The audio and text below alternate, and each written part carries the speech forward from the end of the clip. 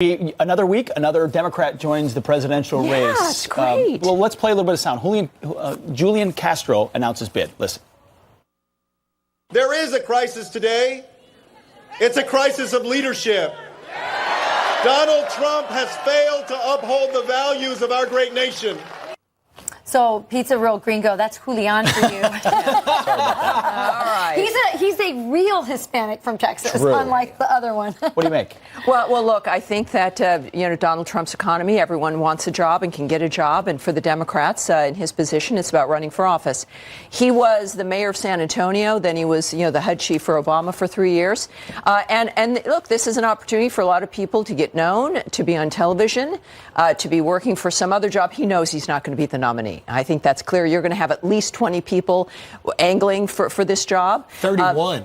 31 is what we figure now. We did research, and we came up with a number of 31 declared or angling. Well, unless one of them is named somebody new, they're going to have a problem, because in a USA Today poll on the 26th of December, somebody new and different was the top rung, then Joe Biden. Right. So, and then Bernie Sanders. Hillary was at the one thing all the Democrats know is they don't want Hillary. Right. So, look, it's going to be a year. You've got people who are going to anything can change over this period of time. And we'll see what happens. But you mentioned Biden. I want to jump on that because a lot of news. We saw his brother Frank. You're the only one who wants to jump, so. Well, but am I, though? I mean, Biden has been rumored to be the perceived front runner. He was telling friends, quote, if I'm walking, I'm running. So we're hearing reports he may declare on Tuesday. Is he You don't definitely think in? so? No, look, I think one thing that could happen with the Democrats is you could have somebody like Joe Biden. You could have the reverse of what happened in 2008. You had the new guy in Barack Obama and the one with experience in the second position, right? I think the Democrats learned that might not be a great idea. And so I think you could look at somebody who's got some name recognition, who has some experience, certainly. Maybe I don't expect it to be Biden, but it could be, if it happens, that kind of position, and then a Kamala Harris or a Cory Booker or someone of that sort in the second position. But this is, look, the Democrats are in the position the Republicans were in a couple of years ago. Yeah, everyone's going to pile in, and then, good luck. Remember, the one Democrat, though, that had good luck during the midterms was Conor Lamb. But he had no competition. There was no primary challenge.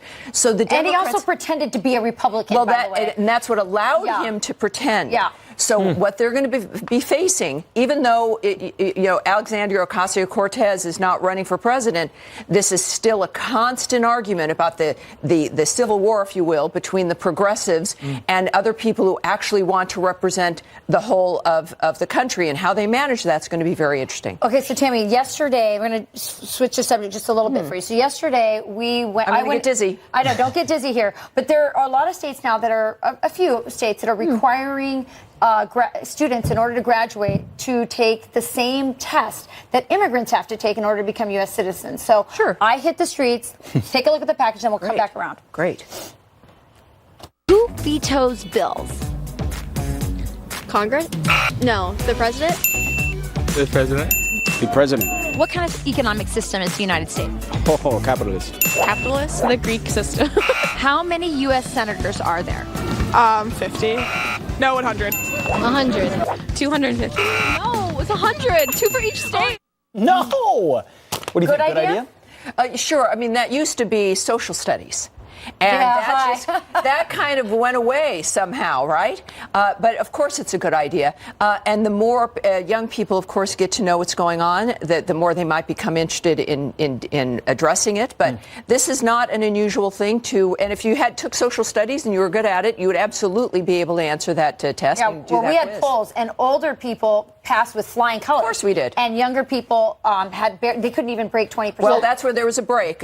When I was in elementary school, this is elementary school, some high school, also history is a good thing to be taking.